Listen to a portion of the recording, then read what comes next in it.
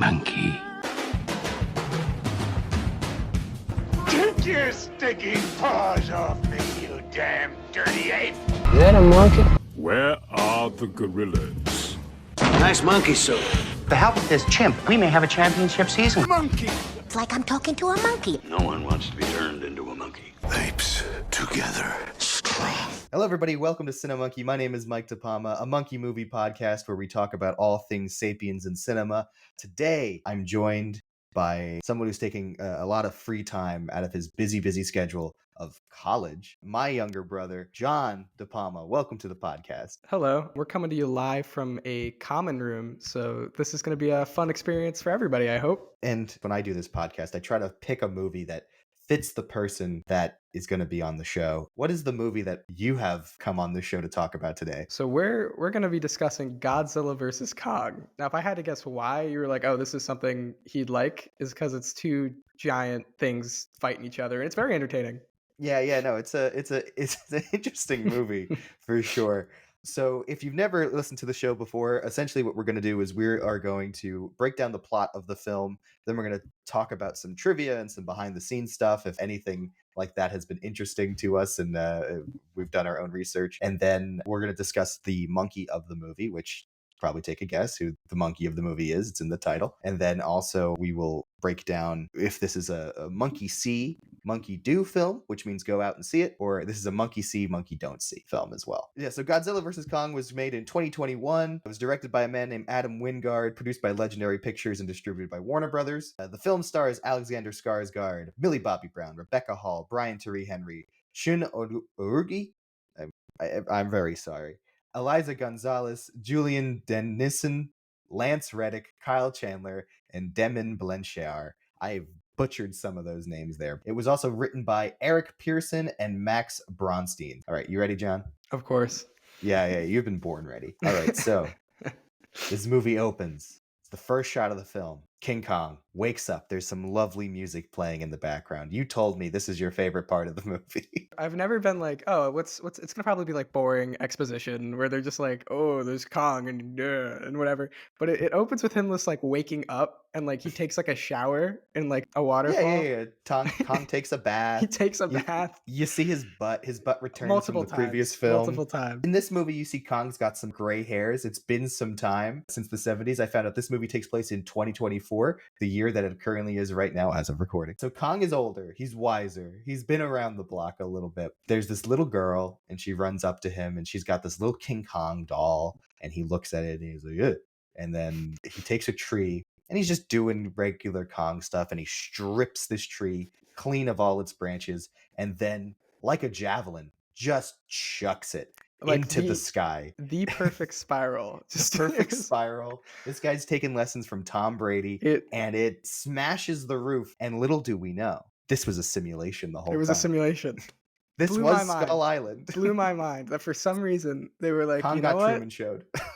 let's put Kong Truman show, and then it cut outside and it's like raining, and you're like, what? Yeah. It's raining. It's not the pristine the weather in environment. there. There's no rain. So we actually cut to the credits after this, and you see all these clips of Godzilla and Kong and all these things. I like to relate this to a best of compilation from their previous movies. It's more than a best of, because then they show like these ancient drawings of like, oh, it's a monkey and a lizard, and they're like, well, you do know there's an ancient rivalry between the monkey and the lizard. Of course, it's an ancient rivalry. An established ancient rivalry. The ancestors, fought one another. Yeah, apparently, as established the post credits of Kong Skull Island. Even though isn't Godzilla created from radiation and only? I'm worrying too much. I'm not. Don't worry, you're thinking too much about this. Listen, I don't remember how Godzilla was created in this series. I think it like the atomic testing like woke him up or something. Oh, he was just taking a nap. Yeah, he was taking a big nap. Remember, Godzilla's from an ancient race. They get into it later. Anyway, we get a lovely John Goodman voice cameo, and then we see some names across the screen. We'll discuss this a little bit later, but we truly get at the end of the credits with Lance Reddick and Kyle Chandler. And boy, oh boy, is this with Lance Reddick and Kyle Chandler. Lance Reddick. So one other thing I noticed during the credits here, and I'll discuss this a little bit later, and I kind of went down a deep rabbit hole here, is Godzilla gets a based on the character credit. and Kong does not get a based on the character credit. And I was like, interesting.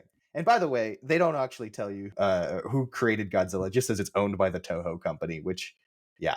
I'm looking at your face right now, and you're like, So no one like Kong is like a free anyone can use Kong. I'll break that down later. I'll break that down Okay. later. We will move out of the credits. We open with a podcast. Oh no. How meta of us. Look at that. Yeah. So there's a podcaster, and he's like, it's crazy out there. He's a conspiracy theorist, and podcasts are big in this universe for some reason because everyone's like, don't trust the podcast. It's Also, 2024. Everybody Yeah. loves a good podcast. good podcast. Listen, I guess there would be people making podcasts if giant monsters were attacking every other weekend.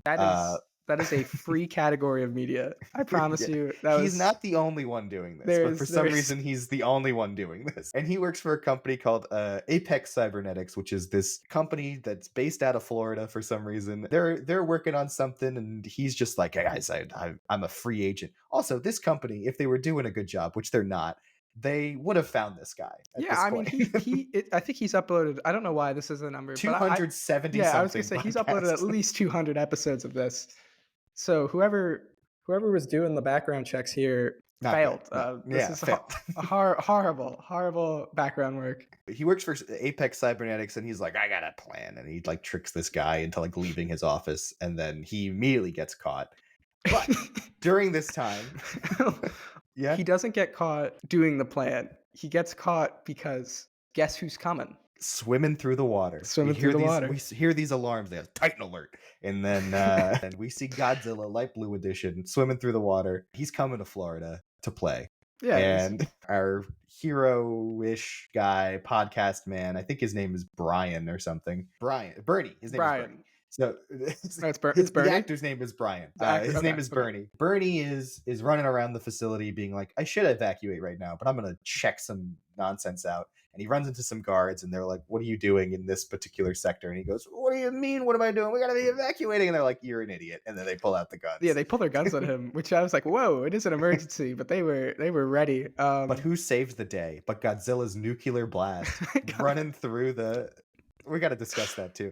Godzilla slices this building in half, and we see this big red eye staring back at Bernie, and he's like, that's weird. And then it cuts to a news report, and it's like, Godzilla is no longer the savior of humanity. He's attacking us. He's always been attacking you.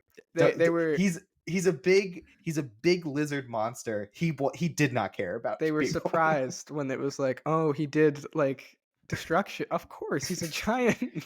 Like in the previous movies, like, yeah, he's the worst. He's the better of the two evils that's attacking. He's still attacking the city and stomping on people. King Ghidorah didn't nuke Boston. No, Godzilla nuked Boston. So if you haven't seen Godzilla King of the Monsters, at the end of that film, spoilers, Godzilla nukes the city of Boston. And everyone's just like, and everyone's like, he did it. He saved the day. And it's like, all those people are dead. And we'll discuss, again, a little bit later, we'll discuss a little bit more of like, these guys aren't good. They're So then it cuts to Kyle Chandler in a relief camp.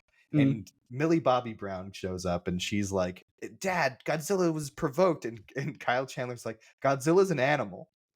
Godzilla killed a lot of people. Well, he killed Godzilla, he saved us a couple of times. He saved us a couple of times. An animal, and we cannot control this animal. And Millie Bobby Brown's like, no, he's clearly been provoked. Godzilla has a reason. Godzilla has a reason. Turns out Godzilla does have a reason. Godzilla does have a reason. But also Godzilla is an animal. Godzilla, I feel like they forget that Godzilla is it prehistoric? Is that the right word? Prehistoric lizard creature? We'll find out where Godzilla's from a little bit later.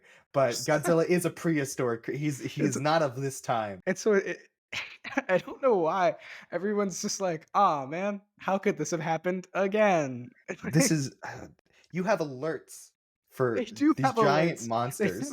They have specific codes for when there's a giant monster, but they're surprised when the giant monster shows up. He came. How did this happen?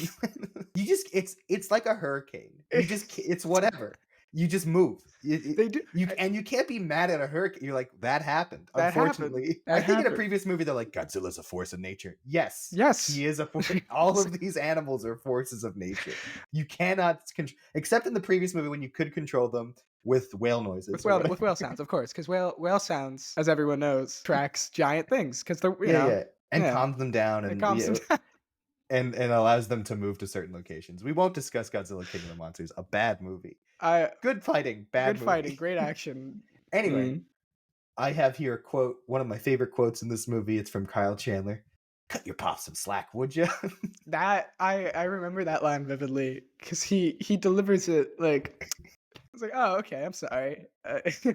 Yeah, he's stressed. A big Like, monster did attack, and he's trying to do his FEMA stuff and this is the cut your pop some slack, and we do not hear from him for another like for I another want to say hour and a yeah, half another of this hour of run. movie. He's just So Kyle gone. Chandler's gone after this Yeah. scene. Yeah. He's Uh, working. So yeah, he's doing his job instead of running around. We'll get to it anyway. So we're gonna cut to our other side. We're gonna meet a man. His name escapes me, but he's played by Alexander Skarsgård. And Alexander Skarsgård's wearing just the most comfiest sweater you've ever seen as he's in this basement. He didn't sell a lot of his books about the Hollow Earth theory. He's now been relegated to I'm in the basement across from the flute class. Yeah. Another quote in this movie. So in case you're just wondering why I just skimmed over the fact that he believes that there's a hollow earth in Kong Skull Island, John Goodman also believed there was a hollow earth. So this is a running theory. It's People are like, clearly these monsters are coming from the center of the earth. There's no Yeah. other explanation. They don't believe they're like there's no way they're like just like they were just hiding. There's no way we missed this. It's like a They're fair clearly argument. they clearly were just underground for a while. Yeah. Or on Skull Island. Or on Skull surrounded- Island. Forgot to mention about Skull Island. Skull Island, rest in peace, this poor little area. The natives all gone because the All storm gone. just overtook the island. You thought maybe it would have been the giant creatures Yeah. or the skull crawlers coming back. Nope, just some Nope. rain. Just This- rain. Just It's a force of nature. This is Yeah. what happens. But like like no, the skull crawlers. Kong took care of them. Whatever. But Kong can't take care of the ocean. This is true. Back to Alexander Skarsgård in the basement. These two men appear and visit Alexander Skarsgård, and they're like, "Hey, we need you for your help for something." And he's like, "I'm retired." And they're like, like we want you just to go to the center of the earth. And he goes, "My brother died trying to go to the center of the earth." And they're like, "But we have a new vehicle." And he goes, "Okay." And Yeah, so like, that's it. it didn't take much convincing. It was, listen, man. No, there's I don't know if I have the direct quote or if I can remember it, but it's something along the lines of like, crazy ideas made me a lot of money, which is like one of the businessmen say. And he's like, Oh yeah. The main villain, the craziest ideas made me a lot of money. And it's like, well, what do you do? Like, what else do you work on? So this man runs Apex Cybernetics, and there's a Japanese man with him. Turns out, if you're a fan of the Godzilla films, he's the son of Ken Watanabe. But they never tell you this in the movie. I had to look that up. Is Ken Watanabe the Let Them Fight? Yes, it's What? that man. Wait, So was it's this- his son. Technically, it's his son. They never tell you this, so it doesn't really matter. But So was this like another plot line that was supposed to occur? So yeah, this movie apparently, according to IMDb trivia, this movie was originally 5 hours long when they cut it together, and then people were like, "This movie's going to be 3 hours," but the director's like, "Listen. I know what you want in this movie. You just want to see the big ape and the big lizard fight each other. If this movie was to be 5 hours long or 3 hours long, you wouldn't get the big ape and the lizard fighting each other for that long. That's locked in." You would get a lot more boring dialogue about people talking about the big ape and the lizard fighting each other. So he cut this movie down. So there's a lot of plot points that are missing, like, where does Kyle Chandler go? And we'll get to with Lance Reddick. Alexander Skarsgård goes, "Listen, we're going to need a guide to lead us to the Hollow Earth." And the guys are like, "What do you need?" And he goes, "I know just the person." And then we smash cut to Rebecca Hall, which we met a little bit earlier in the Kong enclosure. She's deemed the Kong Whisperer. And I just thought to myself, well, in the previous movie, Kong Skull Island, they were like, "We're never going to talk about this. Don't you worry." Everyone just knows about Kong now. They He's talked on the about cover of magazines. They they were just talked like, about it. There's I mean, a how big about- monkey But how living do on you this keep island. that like a secret? You know what I mean? Well, I mean, I guess once Godzilla showed up, and Yeah, they're like, "Oh, there's just monsters." By there's the way, monsters. this big monkey living on this island. Everyone's like, "That's the least of our problems." we He's got a chilling. lot of other things to deal with currently, you know? So Rebecca Hall's on Skull Island. Alexander Skarsgård runs into the enclosure and is like, "Hey, listen, I need to steal Kong for a couple hours." And she's like, "No, that's stupid." Can And I he's like, borrow "No, him? but-" Yeah, and she's just like, "Listen, fine, we'll do it, but I have to be in charge." And he goes, anything you want. Name the terms. She names no terms Yeah. throughout this movie. She had the opportunity to like really make Kong comfortable and do all these things, does not name any terms, and he is later uncomfortable. Yeah. Well, we cut right after that to Kong in chains on a Yeah, boat, yeah. being sedated with who knows what, which is, they're finally getting into a classic scene from the original King Kong film where Kong is being transported to New York on a boat in chains. He's a little bit more friendlier in this version, Yes, but he's also ginormous. He is really, really big. I have the numbers here. So he got bigger from the last time we saw him because they were like, well, we made Godzilla really, really big in the reboot film. So Kong is going to have to get really, really big. So luckily he was just a teenager. Now he's aged like 50 years. The director says he's about 40 years old in this film. And Kong is 335 feet. Meanwhile, Godzilla, also bigger from his past appearance, Godzilla is 427 feet. So he's still a bit bigger than Kong. Just a bit. Yeah, a couple 100 feet bigger. So Kong's on this boat, a freighter. He's just chilling, and then there's other woman shows up on a boat. She goes, "My father runs the company," and they're like, Yeah, "Whatever." They're like, oh, okay. And so she just kind of chills, and she's just like, "That's a big monkey. Why do we need the monkey?" And they're like, "Trust me, we need the monkey." There's I believe it's this section where like they're like, no, it's later. It's later because Kong currently is chained, and then one of the Yeah, guys Kong- goes like, "You should lessen the sedative. I want my guide like yeah, there." that's We're like, what are you? Why would we do that? Why? that's Alexander Skarsgård. Yeah, he tells them, he's like, "Listen, I don't want him to be falling asleep while he's leading me." And they're like, "He's on a boat right now, probably gonna freak out. He's never been. They know in where the they're water." going. They know where they're going. Yeah, Well, so why he can be asleep? it's fine. It is. Anyway, so Kong wakes up. Kong's up, and we see the might of this monkey sitting on this boat.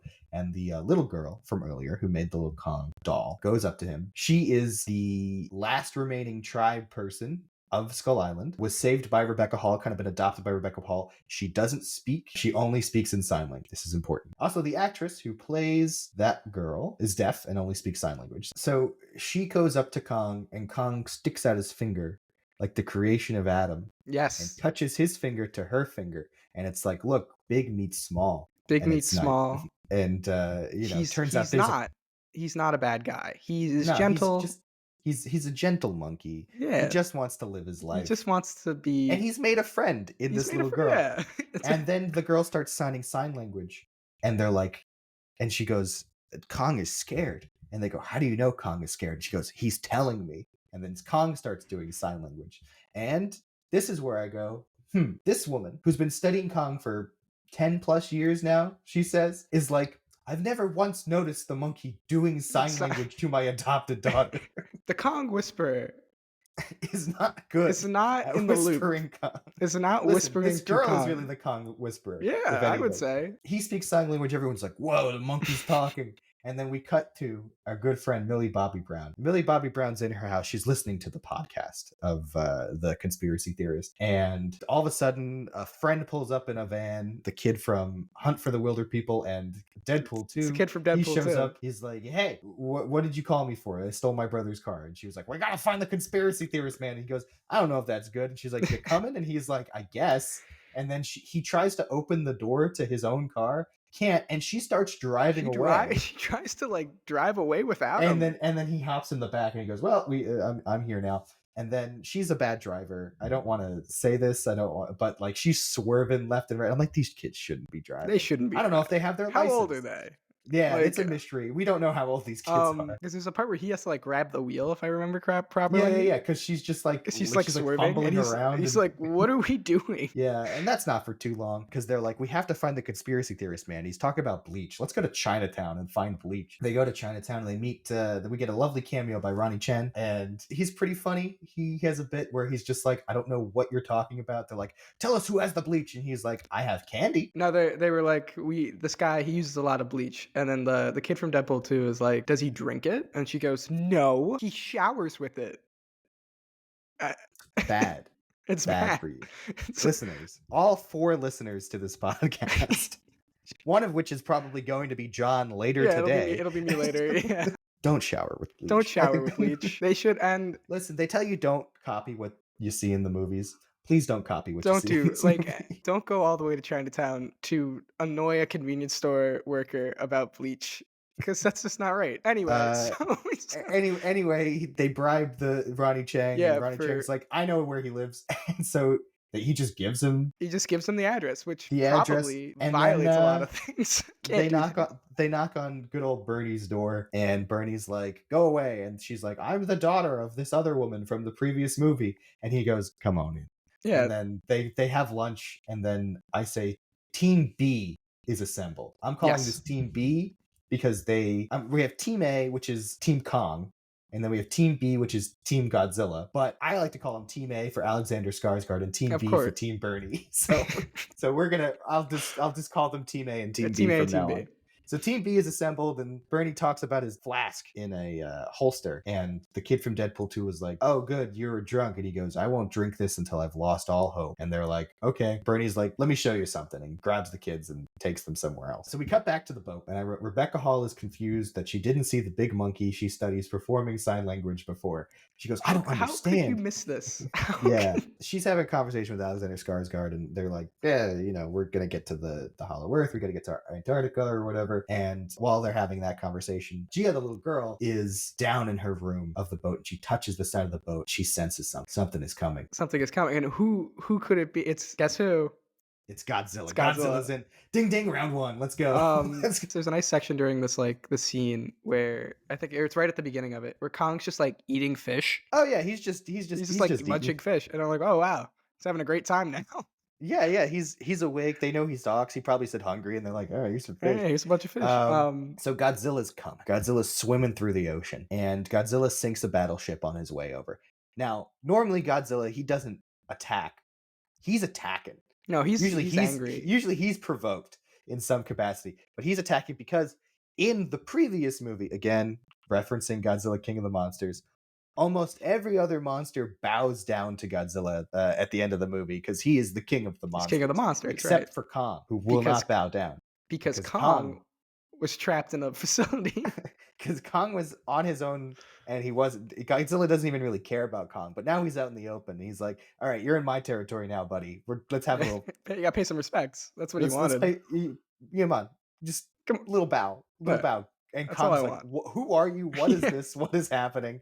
No, because Kong's always on the defensive, I would say. I agree. Battle 1. See advantage Godzilla. Ding ding. When Godzilla knocks over the boat, right? Yeah. And then there's this really intense scene where the boat's flipped upside down, so it's underwater. The people inside of it. So the people inside of it are drowning. So the little girl and the Kong Whisperer are trapped in a room because they were like, oh, we're totally not gonna flip. Let's lock ourselves in a room. And they do that. And then our hero, Alex, while underwater, he goes and there's this giant bright red release lever, and he swims and he pulls it, and then Kong is free, and now the fight can really start. That's true. Kong does flip the boat back over, luckily. Everyone's like, everyone okay? Everyone's actually pretty fine. All of our main characters are on this boat. Hopefully they don't attack this boat. Guess what? Hopefully they don't go after the specific boat. Kong's like, I gotta get off this boat. So he jumps over to some other boats. Godzilla's chasing him. Kong gets to an aircraft carrier, and he stands up, and Godzilla crawls onto the aircraft carrier, almost killing everybody. Also, there's a fighter jet that's just like, I gotta get out of here. And he takes off at the last moment and flies into the sky, and Godzilla just swats him out. Another thing Kong does is he picks up one of the planes, and he just darts it. He just chucks it. Just does a little, just this'll work. Kong's a big fan of just throwing stuff. No, he just loves to throw things. Like he's chucking stuff at each other, and then eventually they both stand up on this aircraft carrier, and Kong just socks Godzilla in the face. Yeah, and then Godzilla has none of this, and Godzilla uses his atomic blast. And then Kong does the greatest slow motion jump in the history of cinema, where he's concerned. He's like, oh. And his hands are in the air, and he jumps into the water. If you haven't seen this movie, worth the price of admission. 100%. Just the looks on Kong's face throughout this movie, fantastic. Is it Toby Cabal? Is it still? No, Toby Cabal, I can look it up who did the motion capture, but Toby Cabal whoever does the motion capture for Kong does a great job. Alan Henry provided the motion capture for Kong, while animation supervisor Pete Lee provided Kong's full body performance and facial capture for the ocean battle sequence. So we got to thank Eric for the shout out to Eric. Shout out to Eric for that. But then Alan plays him for the rest of the movie. Godzilla probably also had a motion capture, but Wikipedia does not tell me who that is. Anyway, Kong jumps into the water. He's not doing well. First of all, Kong's also never been anywhere outside of Skull Island before, so he's not doing well in this fight. This is his first experience with the ocean, and so jumping in was, you know, to avoid the atomic breath. But Godzilla's like, oh, okay. Yeah. We can go to the ocean. He starts to like attack him under the water and everything. And Kong is only saved by the humans after they start dropping these mini missiles. They shoot a little bit of mini missiles into the water. And there's big explosions, and Kong pulls himself back up onto the main boat and like lays down. He's humiliated. He's just like, oh my God, I'm out of breath. I'm out of shape. I was not prepared for that. And then the humans are like, let's cut the engines. It'll make it look like we're dead. And they're like, I don't know if that's going to work. And they're like, it's our only chance. It's our only shot. And so then they cut the engines, and Godzilla's like, nice, and then swims away. And Godzilla wins round one. Ding, ding. I find it interesting that like Godzilla, if you look back on the previous stuff, like when he like wants to win a fight, he'll do like the atomic breath into the mouth. He'll like finish off an enemy. But this one, he was just like, I'll let it ride. So I'll discuss at the end what the director said is happening in these scenes. Anyway, Godzilla's just playing with him. Oh, really? He said, because Godzilla knows that this monkey is no match for him. He's just like, this is a toy. I'm gonna play with this toy. Wow, that's crazy. That's crazy. Yeah, he's just like, yeah, no, we're just gonna. Godzilla's that confident? Yeah, Godzilla's that confident. And wow. Again, when we get to a fight a little bit later, it kind of shows like what Godzilla's thought process is. So anyway, back to Team B. They're at the Apex Cybernetics facility. There's no guards guarding this very secure security. No one's guarding it. And they just walk right back to where the red eye was before, and they're like, it's gone. What happened to it? And Millie Bobby Brown discovers a purple elevator. And she's like, get in, losers. And they're like, all right. So they get in the purple elevator and start going down, and they go to sub-level 33. 33 floors under the ocean. 33 floors under the ocean. I guess they go, how low is this? And the guy goes like, goes to hell.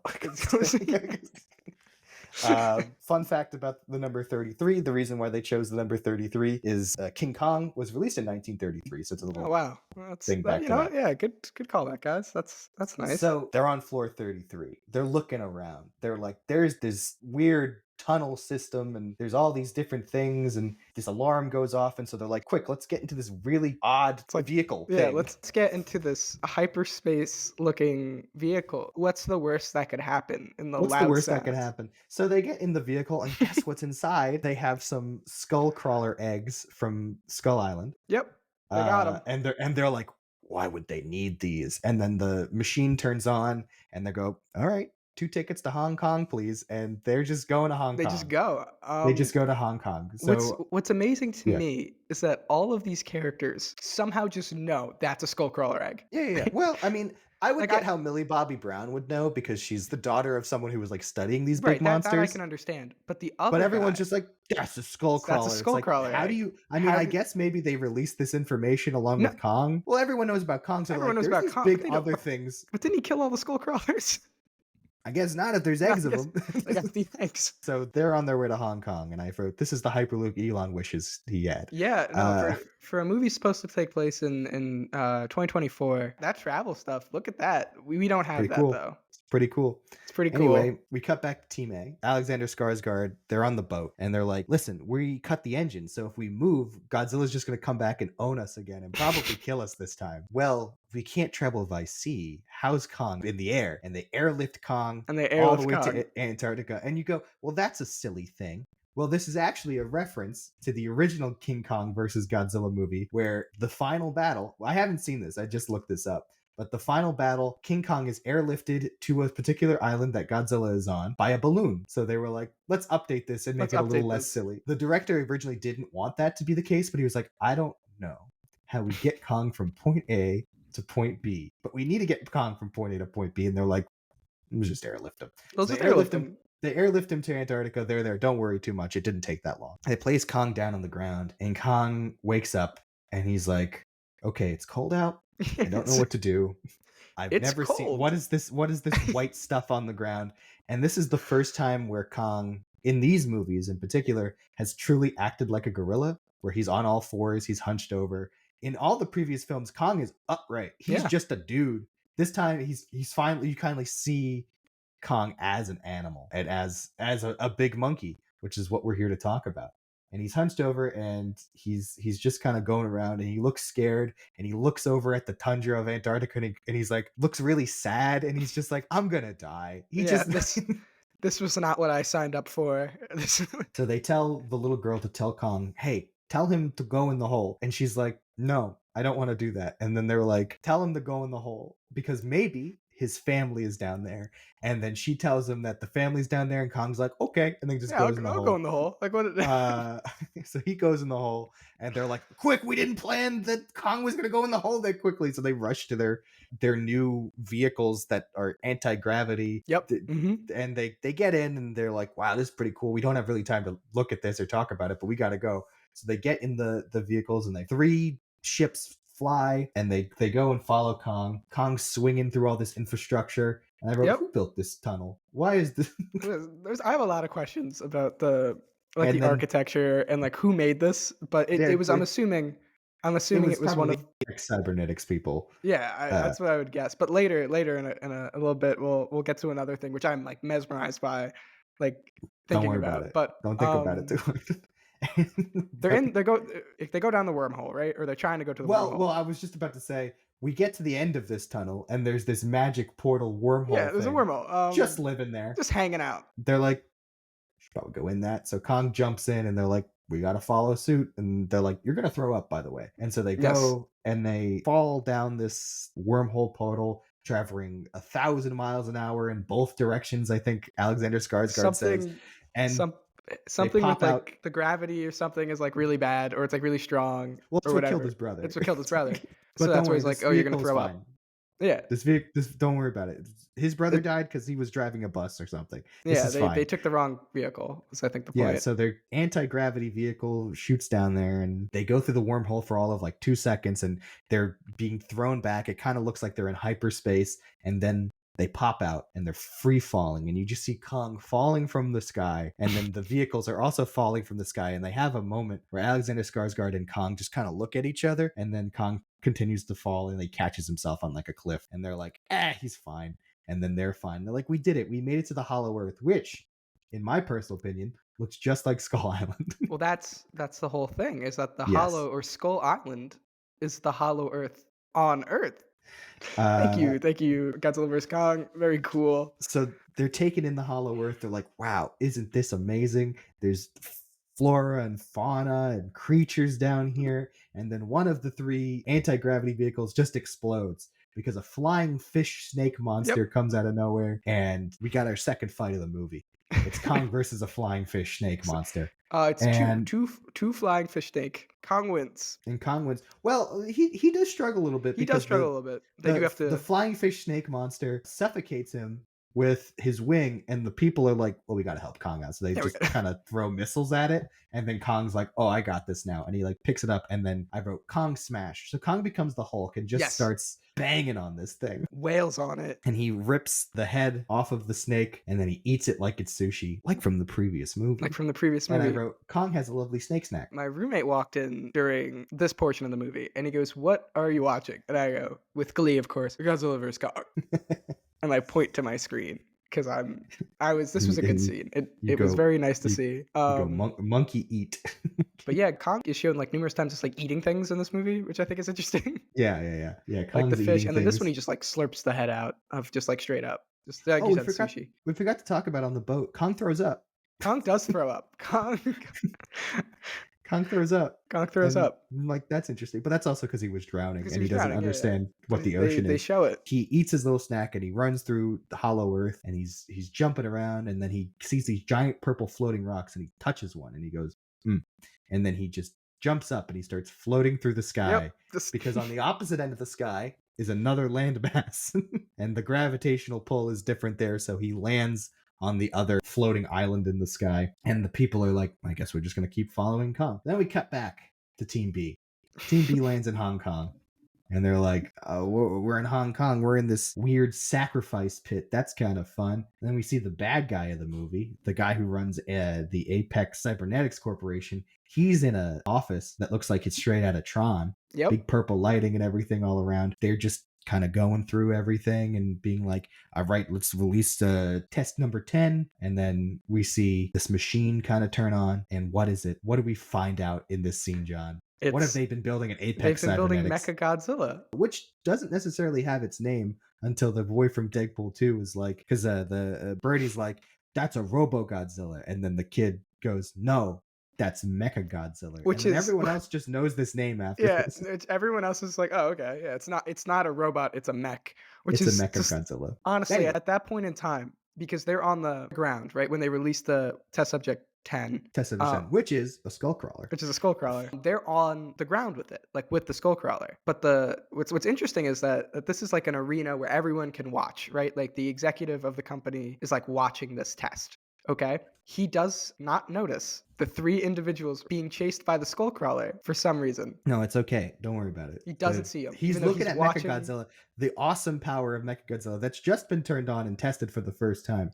So this Godzilla has a blue laser. Mechagodzilla, being the bad guy, has a red laser. Kills the skullcrawler, no problem. Cuts him right down the middle. And when this happens, we cut to outside the facility. Godzilla's just chilling in the water, and Godzilla just does this big U-turn. He goes, no. I gotta go deal with that problem. So we cut back to Kong. Kong is walking around and he discovers this big temple, and there's a big red hand on the door, and he puts his hand to the hand and it matches perfectly, almost like he's scanning it, and it's like, this must be where my family is. And he pushes open the door. Who built this? Who built the Great Dead Monkey Hall? Yeah, because was it the Kongs? In which No. case, So I thought this as well. I was like, oh, the monkeys probably built this. Maybe, I don't know. I actually don't know the full answer to this question. But in the previous Godzilla movie, cutting back to that one, I don't know if you remember because you were asleep while we watched this movie. I was. Godzilla's not doing great at one point in that movie, and they have to go to the center of the earth as well, or deep underwater. And they talk about how there's ancient civilizations built these temples to the gods. So it was probably an ancient civilization, but it also could have been monkeys. I don't know. Because it's like a feat of engineering. Because he puts his hand on, and then the door opens. Like it was waiting for a specific like Kong or something like that to open it. So someone built that and was like, all right, Kong Temple. So Kong's walking through, you see the remains of all these creatures and animals, almost certainly other monkeys, I would imagine. And Kong walks around and he sees this axe sticking out of the ground, and he goes, this is mine. So Kong has acquired an axe at this point, and then Kong walks around and he gets a throne. He is now truly King Kong. He is now King Kong. I wrote, the king has returned, and he just kind of takes a seat and he sits in the throne, and everyone's like, that's pretty sick. It's a big monkey sitting in that throne. Cut back to the offices of Apex, and we find out King Ghidorah. If you're unfamiliar with the lore of Godzilla, and this is the first time you're hearing any of this, we're speaking nonsense to you right now.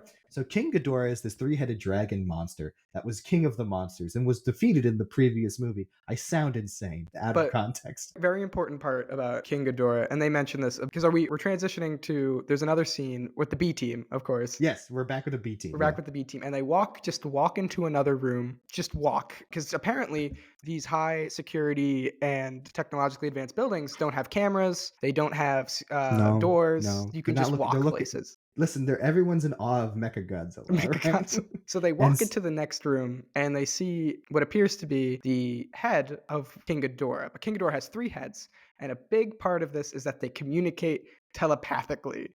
Which is so, yes, essentially here, Mechagodzilla, if you remember the previous movie, which you probably don't, I'm pretty sure Godzilla eats one of the heads. Yes, he has one for a snack. Yes. Yeah, he eats one of the heads of King Ghidorah, and so there's 2 heads remaining on Earth. One head is in the head of Mechagodzilla, and the other head is on the offices of Apex Cybernetics. Yep. And there's a guy, the Japanese gentleman. He is the one that is communicating. He's using his brain to plug into one of the skulls to talk to Mechagodzilla, and that's how he controls it, by using the telepathic natures of this alien creature. Don't think too hard about it. Don't think too hard about it. Why wasn't it just a joystick? I was not expecting it to be like telepathic thing. I thought it was just gonna be like, oh, he like controls it with like a keyboard, but instead it's like, no, I use my brain, and that is a key feature of the mech is that it's controlled by this guy sitting in another head. Head, and he has his little device. He puts a little visor on, and his eyes turn white, and then he controls Mechagodzilla. B Team gets caught instantly because it's a glass box. They and, finally get caught. Everyone looks in and they go, "You're not supposed to be there," and they're like, "We're not supposed to be here. Let me try to do this ruse," and they immediately shoot the doors off of this glass room, and they capture them. They stood no chance. No questions asked. They were like, "You're not supposed to be here. We're not." Like, they finally figured it out. So they're captured. Godzilla had done this U-turn. He arrives in Hong Kong and he says, "Screw this one particular bridge in particular." He comes up out of the water and just knocks that one bridge down, and then goes back into the water for a moment. And then he gets up on land of Hong Kong and he starts stomping away, and he's like making his way to a particular point, and then he stops. And what does he do, John? He just like gets, I don't know, a signal or something. Like, he has this like sense of like, wait a minute. During this time, we cut to, with Lance Reddick, Kyle Chandler, and they're like, "Godzilla's attacking Hong Kong." That's all we see of Lance Reddick in this movie. He gets his name in the opening credits of this film, and he's in this movie for less than a minute. Lance Reddick does not say a single line, if I remember correctly. I think he has a line. He talks to Kyle Chandler at one time. Like, Kyle Chandler's like, "He's attacking Hong Kong." Is that it? Because all I something remember like is that. Yeah, he does speak. He does speak. And I was like, is that Lance Reddick? And it was. That's it. So Godzilla is making his way through Hong Kong. Meanwhile, in the Hollow Earth, Kong's axe starts to glow, and the Hollow Earth starts to glow blue. And so King Kong puts his axe down on the ground to start getting supercharged because it needs to be charged blue. And Godzilla senses this, I guess, exactly from where he is in Hong Kong, and he does this atomic breath straight down through the earth. He was like, "Oh, I'm at the exact spot where if I were to go straight down," and he just cuts right through, which is incredible to me. Like butter, just right down. Straight down, and lands right exactly where he needs to. And there's a big hole. You could actually look up and you could see Godzilla looking down at Kong in his little temple chamber. While this is happening, the axe is glowing. The woman who's the daughter of the bad guy, who's the Apex Cybernetics, she releases a big spider robot. I don't know what they're doing, but they didn't take any rock. They're just extracting data from the rock, right? Which then transmits to Mechagodzilla. And then there's these big bird vulture things that start coming around and start attacking Kong and friends. The bad guys, the daughter, she gets into I noted this down. So the lights on her vehicle are red, and then the good guys run towards a vehicle that is white light. I wonder what's going to happen. So the bad guys take off and they start to fly away because they have a clear hold exactly how to get home now up to Hong Kong, and they take off with the data. It reaches 100%. Mechagodzilla is fully charged, and they're getting away, and then Kong just kind of grabs them. He takes a peek inside to be like, "This is the right people?" And then the people he likes isn't in there, and he just crushes them. Yep. And Kong is cold-blooded for that.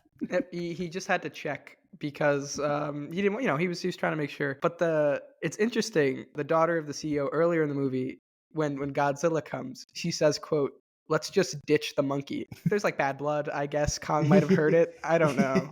But he wasn't Kong's feeling it. Kong's always listening. So meanwhile, while they're having this battle with the bat creatures, Godzilla's just spamming his atomic breath. Yeah, he's just I'm gonna get him. He's trying to exterminate. just shooting it again and again and again. Kong kills the bad guy ship. The good guys start to fly away, and Kong looks around at the destruction of a Godzilla just continuously atomic breathing his house that he just moved into, and he's pissed. And so he takes his axe and he starts climbing out of the hole, and Team A follows him out of the hole. Kong, first time in a big city. He arrives in Hong Kong. Round 2, baby. Ding, ding. So Kong opens with a swing of his axe and immediately misses, and Godzilla opens with a fire atomic breath and also misses. Not doing great. They're a little tired from doing what they had to do. Mike, I hate to interrupt you here, but I just had one of the greatest realizations. Yeah. It's Hong Kong. Oh my God. It's Hong Kong. It's Hong Kong. They planned this. I never thought about it. Wow, this is deeper than we thought. So Kong shoves, so they're slapping each other for a little bit. And then I thought this was funny. Kong takes the hilt of his axe, which is just a bone, which I later learned the axe is made of a scale of Godzilla's like ancestors. No. And so that bone is probably a Godzilla ancestor. Really? Bone. So he shoves the bone of his ancestor into his mouth, and Godzilla's like, spits it out. And he does that to shut him up because he's going to do another Because atomic breath. he's gonna spam atomic breath for the 18th time. And so eventually they get a little further away, and Godzilla's like, "No, I'm gonna get him this time." And he uses his atomic breath, and Kong holds up the axe, turns up the axe, can block the atomic breath, and then it just kind of absorbs it. And then we cut to a shot on the ground, and you see people running away.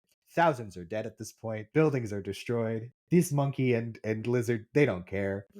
And so then it cuts to Godzilla, and Godzilla does a little laugh, and he goes, and Yeah. Godzilla does his little laugh. Then Kong monkeys from building to building. He starts swinging and jumping on all the buildings to avoid Godzilla's blasts. Kong hits Godzilla with the axe while he fires the atomic breath, and it knocks Godzilla down. And then Team A, in their little ship, Alex goes, "Well, Kong wins round 2." Great line. I just want to point that out. Because immediately after, back to fighting. Really wasn't the end of the round. Godzilla was just a little winded. So, but before they fight again, the bad guy kind of he starts to explain his plan and everything. And he goes, "Listen, like people, we can't control these animals, but we can control this thing and we can fight them when they turn bad." And I'm like, he's kind of right. They I was probably gonna should say, have. like, out of all the logic presented to me in this movie, this is the most sound. Yeah, he makes sense here. So we cut back to Godzilla and Kong fighting. So Godzilla's on the top of this skyscraper, and he just chucks a crane at Godzilla, which I thought was pretty great.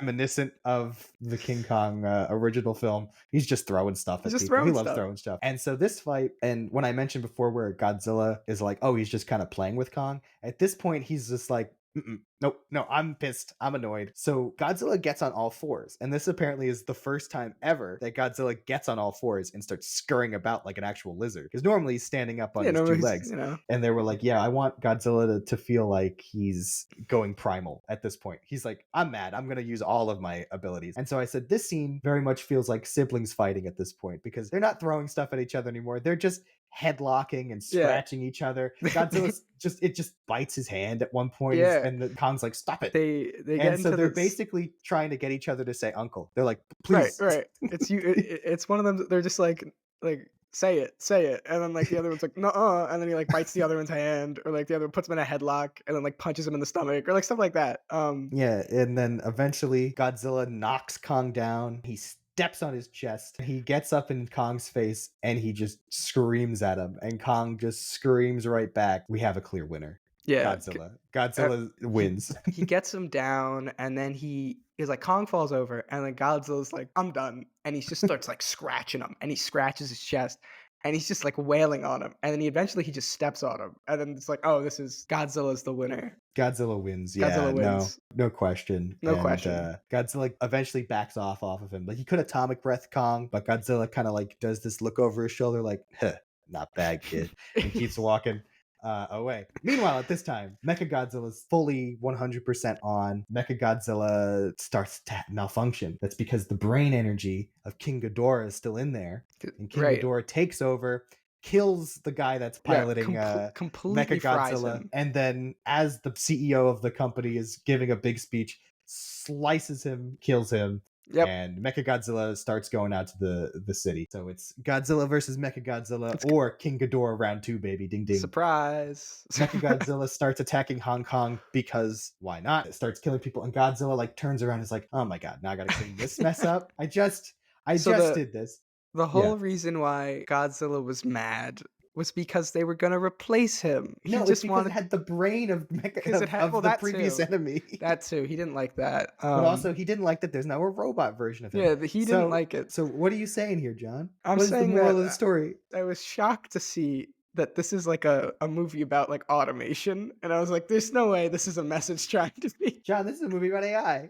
Turns out this is a movie about the dangers of AI. Anyway. Blew my mind. So Mechagodzilla attacks the city, and then we cut to a shot of the ground, and we just see a lot more destruction. And Mechagodzilla, he's winding up for a punch, but he has some rockets, so he's got a little extra punch there. I put Team B tries to do something, doesn't do anything. Yep. They get into the Mechagodzilla's like control center, and they're like, we got to guess the password, and they're like, how are we ever going to do that? So they start guessing passwords.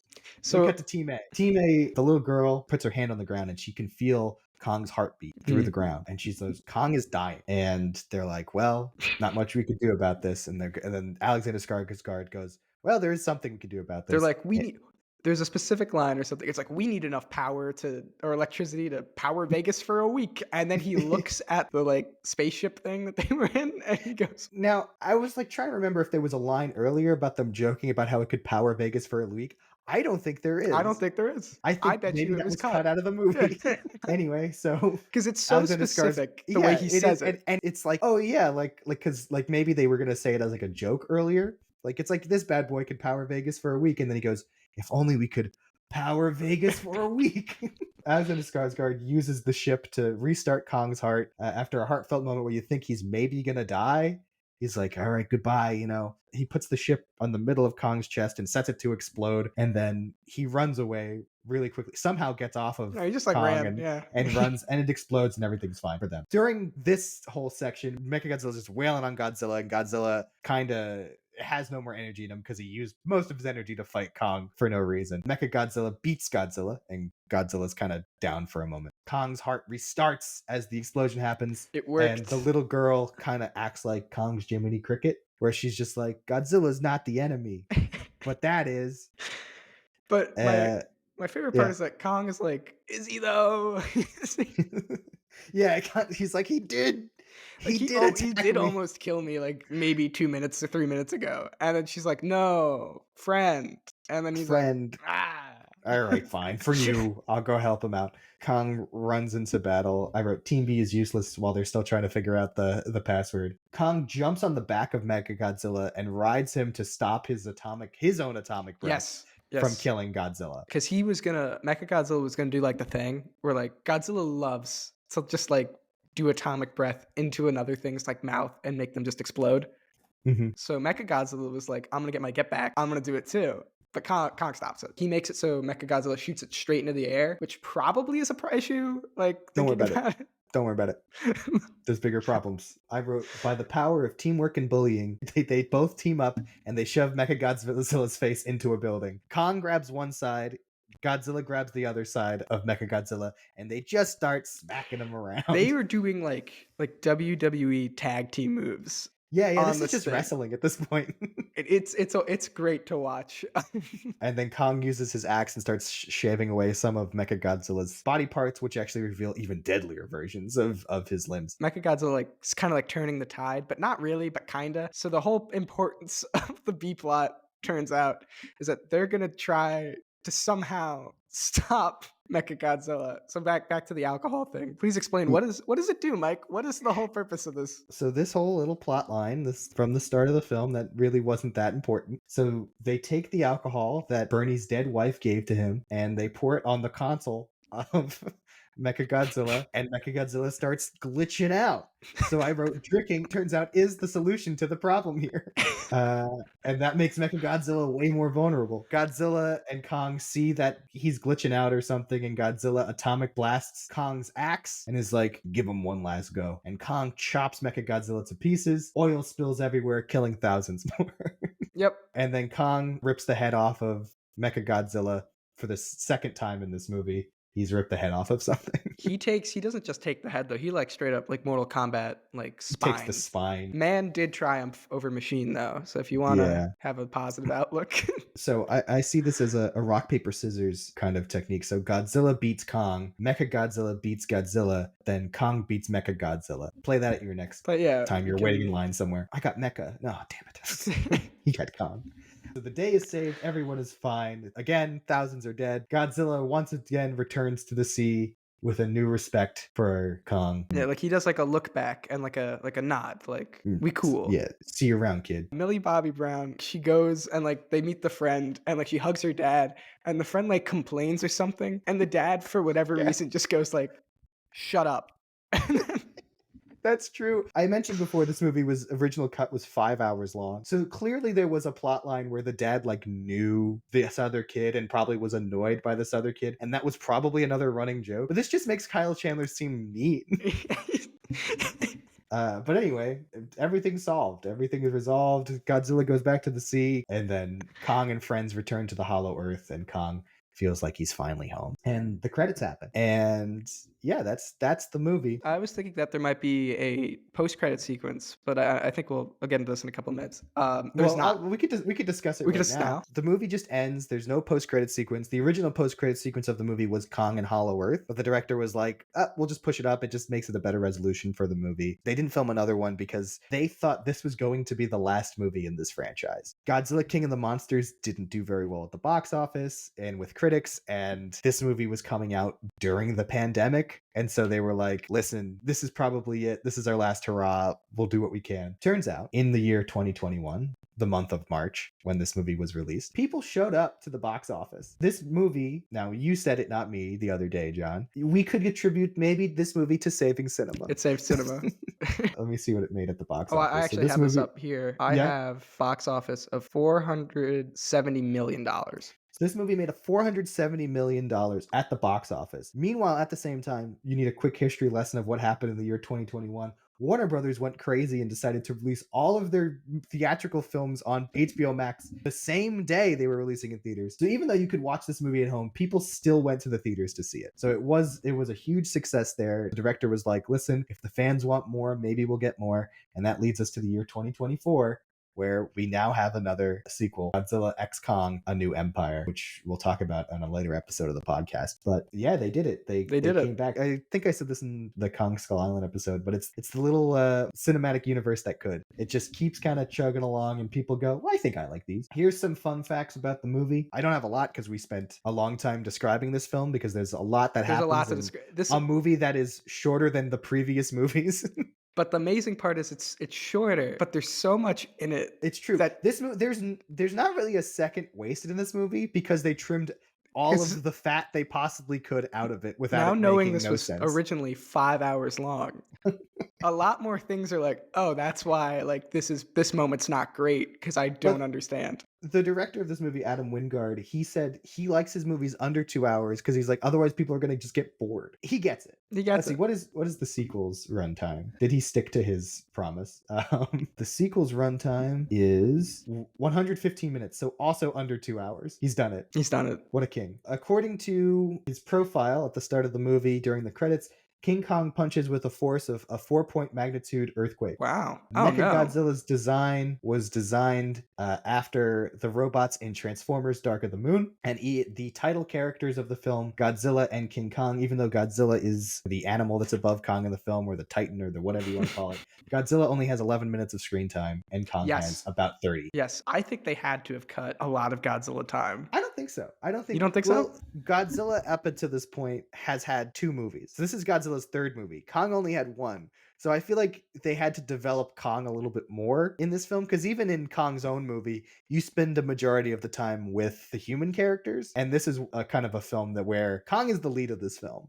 Oh, I would agree. And Godzilla's just kind of there. That's why I wanted Godzilla to win because it's a giant lizard, and I feel like that's not fair to put him against a monkey because he can, nuclear breath. Listen. Also, he nuked Boston. He did. Listen, Godzilla nuked Boston. Kong just kind of killed a couple things. Yeah, like he has that ability. But I thought Kong was gonna win because I was like, oh, they're showing him a lot more. He's like human, it's like, oh, okay, man will beat the beast. I was wrong, but Yeah. I want to talk about something here. I went down a rabbit hole because I'm watching this film and I see the opening credits of the movie and it says Godzilla is based on the characters owned by the Toho Corporation. I'm like, well, clearly King Kong is going to get based on the character of King Kong from so-and-so. No, he doesn't get one in the opening credits. And I was like, okay, interesting. Maybe it was like a contract dispute or something. Let's wait to the end of the movie. So we get to the end of the movie and I'm watching the end credits. And the same thing, and it says Godzilla and Mechagodzilla are characters owned by the Toho Corporation. And I'm like, so what's up with King Kong? King Kong has had a long and storied history of weird rights issues. So the original King Kong was made in 1933, and it was created by a guy named, I'm going to pull up the Wikipedia article here, but I also read an article on comicbook.com. Check that out if you actually want more accurate information than this. I'm just going to give you the Spark Notes version of that. But King Kong was made by a guy named Brian C. Cooper. He created King Kong around 1929. He had the idea, and then he licensed the character to RKO to make the first movie and its sequel, but he thought he otherwise owned his own creation. RKO didn't see it this way, and they Oh, licensed no. the character out to Toho to make the original King Kong versus Godzilla film, which pisses this guy off. And they're like, whoa, whoa, whoa, whoa, whoa. Something's up. So he sues. Long story short, the court decides, well, okay, RKO really didn't have the rights to do that. So this guy technically owns it. The guy wins the case battle. He then immediately sells the rights to King Kong to Universal. Now, I don't know if you noticed this. This movie's a Warner Brothers film. I know. Hang on a minute. So Universal gets the rights to King Kong. Universal sues Nintendo at one point for the name Donkey Kong. That goes weird. That's a different story for another time. Maybe I'll do a full breakdown of this at a later date. Turns out, when the original guy Cooper, commissioned the character to be made for RKO, right before the movie was released, he commissioned a book. And the book was published right before the movie was released. It's kind of like a weird tie-in. This was in the 20s and 30s. So, King Kong is technically, because of this court decision that they sued, King Kong, the rights of the movies are owned by Warner Brothers now, somehow. I don't know how that happened, but Warner Brothers with Time Warner kind of merged into everything. They have the rights to release and distribute the original King Kong films, but the book, they determined, was public domain. So if you wanted to, you can go No. make a King Kong movie. I can make a Now, King here's Kong. the thing. If you notice, they never use the words King Kong together in either of these films. In Kong Skull Island or this one, it's not in the title. It was just called Kong Skull Island. This one's just Godzilla versus Kong. So you can go make a Kong film if you'd like. Kong is a free character. All you need to really do to classify him is just Big Monkey. So use that information how you will. King Kong is technically, and the characters from the original book. Because I also found out there was a Broadway musical. I don't know if you knew about this. I did. And I was did like- actually know about this. and there was a big puppet King Kong in that. Yes. And the King Kong musical is based off the book, which was based off the movie, but came out before the movie. So, Think about that. So really, King Kong's just free to use. no, I'm no legal expert. I don't know if that's true. But Is it King Kong, or if I just say Kong, I'm fine? I think you're safer if you just use Kong. Okay. But, because Donkey Kong became free to use because they're like, this is no relation. Just because it's a monkey, you Yeah, can't you use can't just take the Kong. And Nintendo's been using Kong for so long. So you can use Kong any which way you please. So Interesting. technically, Donkey Kong is a version of King Kong based off of the character. Think about that. That's wild. Let's discuss the monkey of this film that is Kong. How is he as a monkey? He's more, in all honesty, he's more humanoid than monkey for a lot of it. Besides, you mentioned like when they go to Antarctica and he's like, that ain't right. He's like, I'm just an animal. I was don't like, know I'm what cold. I'm doing. This isn't cool, guys. Like there, he shows some monkeyisms, I guess. I don't know There's what the more right term is. swinging in this movie He than the does previous swing. He one. does He swing. swings in the Antarctic tunnel, and then he also swings from building to building, and he jumps around on the boat sequence. So there's a little bit more swinging. He acts, I think, a little bit more monkey-ish in this movie than he did in Kong Skull Island. Definitely. But that's kind of it. We kind of discuss a lot. In Kong Skull Island, I kind of mentioned that Kong uses weapons. Boy, oh boy, does he love using weapons. in this Loves movie. weapons. He's got his axe. He loves throwing stuff at people. He loves javelins. He loves axes. That's true. He loves And fighter planes. You name it, he'll throw it. there's one point in the city fight in Hong Kong where he picks up the top of a building and like chucks it like a discus at He does. He Godzilla. does do that. Listen, he's been watching the Olympics. Who showed him this?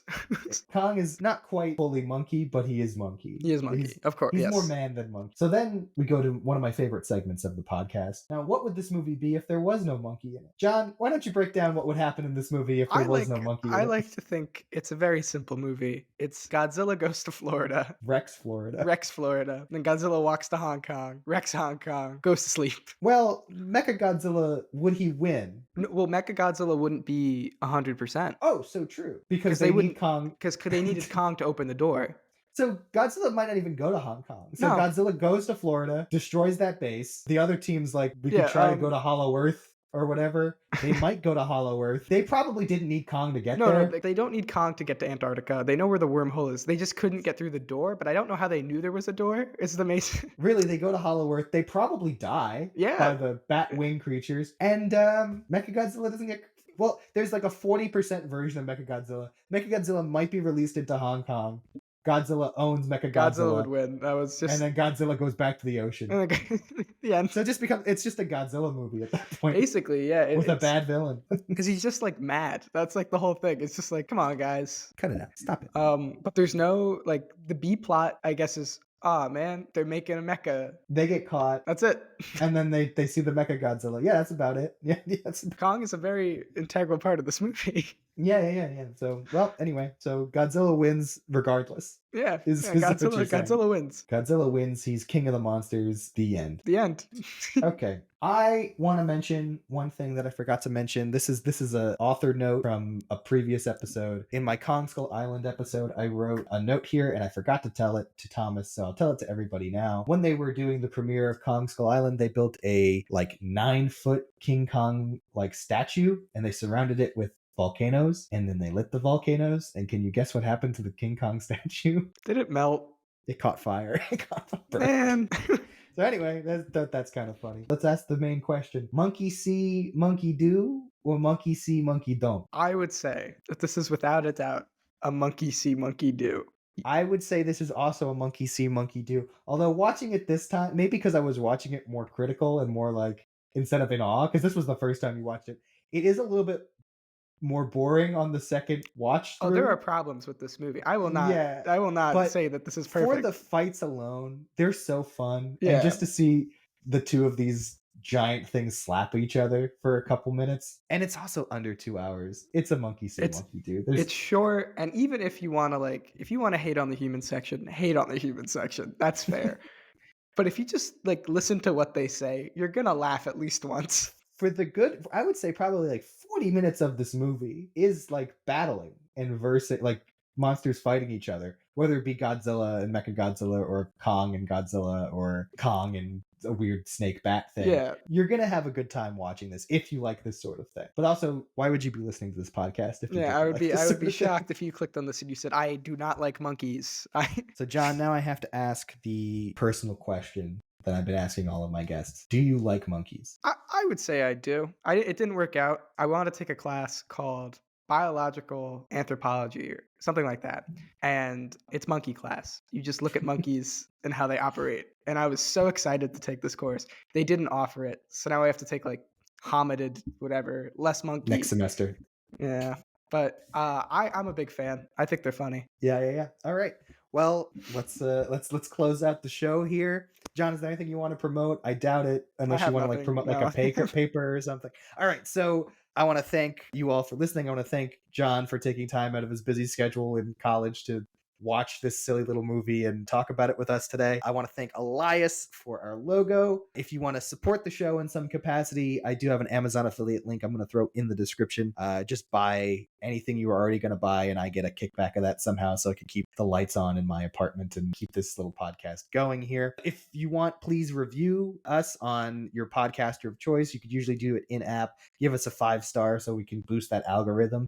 I know this is like the first few episodes and there's probably 4 people listening. But if 4 people give us 5 stars, that's 100% right That's there. 100%.